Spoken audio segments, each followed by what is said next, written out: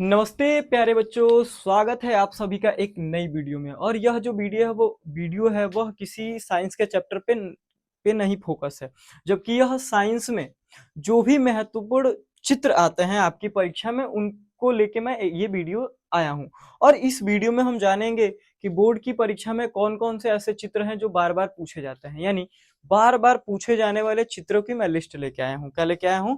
बार बार पूछे जाने वाले चित्रों की लिस्ट लेके आने होंगे। और आपके भी पेपर में इसमें से कोई ना कोई एक चित्र इस साल भी आएगा, मैं ये गारंटी के साथ कह रहा हूँ। कोई भी सेट हो उसमें इसमें से एक क्वेश्चन आपको जरूर मिलेगा। और मैं यहाँ पे वही क्वेश्चन डिस्कस करने आया हूँ जो आपके बोर्ड परीक्षा में बार बार पूछे जाते हैं, बार बार, यानी जो बोर्ड का जो एग्जामिनर होता है उसका फेवरेट क्वेश्चन है। क्या है फेवरेट क्वेश्चन? कैसे? तो चित्र वाले, केवल चित्र वाले। मैंने केवल क्या लिखा है? तो चित्र वाले। ध्यान दीजिएगा इस चीज को।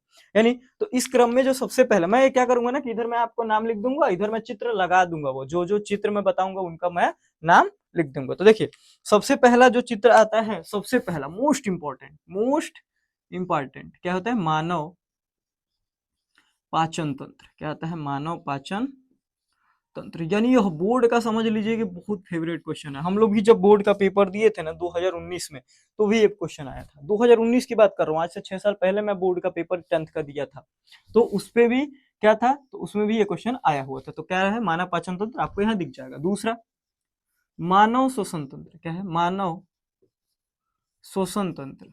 शोषण तंत्र क्या है? मानव शोषण तंत्र। दूसरा क्या है? मानव शोषण तंत्र। क्या है? मानव शोषण तंत्र। यहाँ भी ये भी चित्र दिख जाएगा। तीसरा क्या है? तो हृदय की आंतरिक संरचना। हृदय की आंतरिक संरचना। ध्यान दीजिएगा, आंतरिक आंतरिक संरचना। आंतरिक संरचना। चौथा है, चौथा क्या है? तो देखो ये तीन मैंने बताया, चौथा क्या है? तो उत्सर्जन तंत्र का चित्र है। उत्सर्जन तंत्र। उत्सर्जन तंत्र क्या है? उत्सर्जन तंत्र। चौथा क्या है? सॉरी, पांचवा। पांचवा क्या है? तो पांचवा जो चित्र है वो है आपका बिकाड़ू। ब्रिकाड़ू। ये तो इंपॉर्टेंट है, इस बार मैं कह दे रहा हूँ, इस बार आएगा। नेफ्रॉन। इस बार गारंटी के साथ मैं कह रहा हूँ क्या कि ये जो नेफ्रॉन या बिकराड़ू, सॉरी ब्रिकाड़ू की संरचना है वो इस साल पेपर में आपके आने वाला है।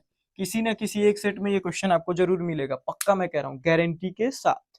क्या कह रहा हूँ? गारंटी के साथ। यहां तक कोई दिक्कत नहीं है।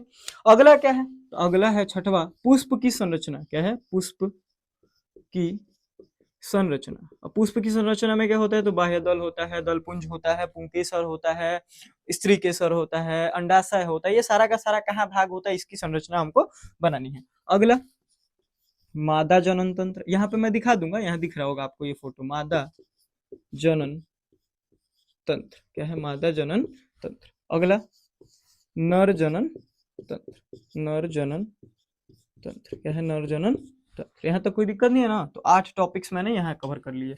कुछ टॉपिक्स को मैं यहाँ कर देता हूँ। नौवा, नौवा जो है, नौवा जो है वो है क्या? तो नौवा है मानव नेत्र। ये कभी कभार आता है, ये थोड़ा सा कम इंपॉर्टेंट है, लेकिन इसको भी देख लीजिएगा एक बार। मानव नेत्र। 10वां क्या है? तो 10वां देखो, 9वां क्या है? मानव नेत्र। 10वां क्या है? तो दृष्टि दोष। जो भी दृष्टि दोष मानव ये नेत्र में होते हैं, दृष्टि दोष क्या होते हैं? दृष्टि दोष। तो इनको भी आप देख लीजिएगा। दृष्टि दोष का सचित्र वर्णन आता है। सचित्र, सचित्र वर्णन क्या आता है? सचित्र वर्णन। 11 नंबर क्या है? तो प्रिज्म का वर्ण विक्षेपण। प्रिज्म का वर्ण विक्षेपण।